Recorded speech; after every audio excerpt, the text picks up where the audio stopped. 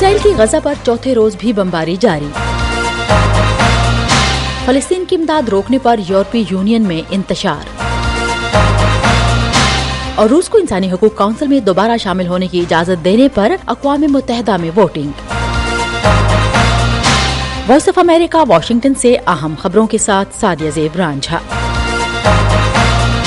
اسرائیلی جنگی طیاروں نے غزہ شہر کے مرکز میں منگل کے اوائل میں مسلسل بمباری جاری رکھی ہے، جبکہ اسرائیلی وزیر اعظم نے عسکریت پسند گروپ کے خلاف سخت جوابی کارروائی کے عزم کا اظہار کیا۔ اسرائیلی فوج نے کہا ہے کہ اس نے غزہ کے شہر رمل کے گرد و نواح میں سینکڑوں اہداف کو راتوں رات نشانہ بنایا، جو کہ حماس کی وزارتوں اور سرکاری عمارتوں کا گڑھ ہے۔ یہ فلسطینیوں اور اسرائیلیوں کے درمیان لڑائی کا چوتھا روز ہے۔ اسرائیل نے اس سے قبل 900 فوجیوں اور شہریوں کی ہلاکت کی اطلاع دی ہے، جبکہ فلسطینی حکام نے غزہ اور مغربی کنارے میں تقریباً 700 ہلاکتوں کی اطلاع دی ہے۔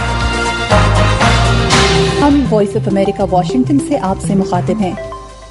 یورپی یونین کی جانب سے اسرائیل پر حملے کے بعد فلسطین کو دی جانے والی امداد روکنے کے اعلان کے بعد یورپی یونین انتشار کا شکار ہو گئی ہے۔ یہ الجھن اس وقت شروع ہوئی جب یورپی یونین کے اعلیٰ عہدیدار اولیور ورہیری نے کہا کہ یورپی کمیشن فلسطینیوں کے لیے اپنی تمام ترقیاتی امداد کا جائزہ لے رہا ہے، جس کی مالیت 691 ملین یورو ہے۔ اس اعلان نے متعدد حکومتوں میں تشویش پیدا کر دی، جنہوں نے فلسطینی شہریوں کو نقصان پہنچانے کے لیے امداد بند کرنے کے خلاف خبردار کیا اور سوال کیا تھا کہ کیا کمیشن کو ایسا فیصلہ کرنے کا اختیار ہے۔ برہیلی کے بیان کے تقریباً 5 گھنٹے بعد کمیشن نے ایک بیان جاری کیا، جس میں اس بات کی تصدیق کی گئی کہ اس نے فوری امداد کا جائزہ شروع کر دیا ہے، لیکن ساتھ ہی یہ اعلان بھی کیا کہ ادائیگیوں کو معطل نہیں کیا جائے گا۔ یورپی یونین کے ترجمان بالازا جوری نے زور دیا کہ ضرورت مند فلسطینیوں کے لیے یورپی یونین کی انسانی امداد جب تک ضرورت ہوگی جاری رہے گی۔ EU humanitarian aid to Palestinians in need will continue as long as needed۔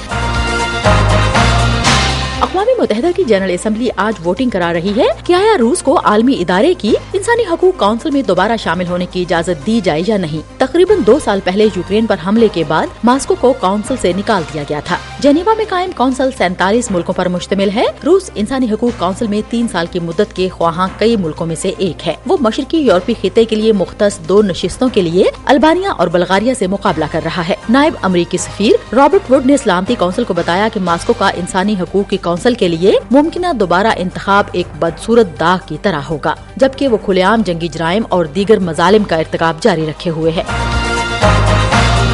ہم وائس آف امریکہ واشنگٹن سے آپ سے مخاطب ہیں۔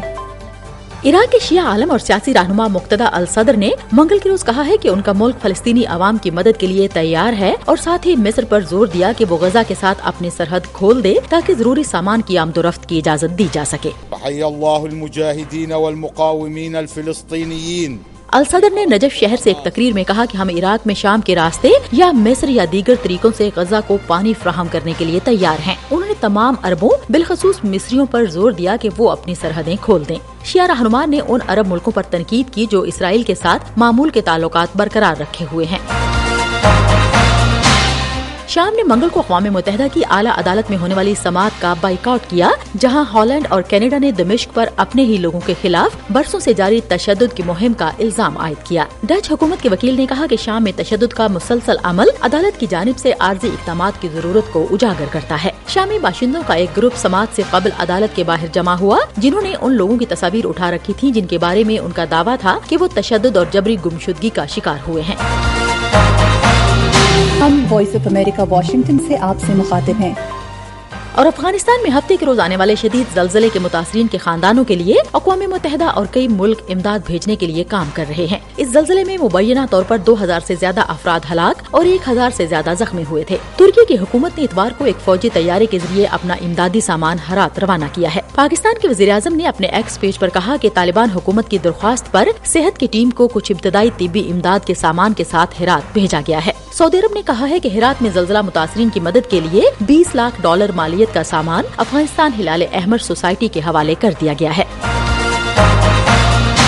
اس کے ساتھ ہی اہم خبروں کا یہ بلیٹن اب ختم ہوتا ہے۔ سعدیہ زیب رانجھا اور ایڈیٹر بہجت جیلانی کو اجازت دیجیے۔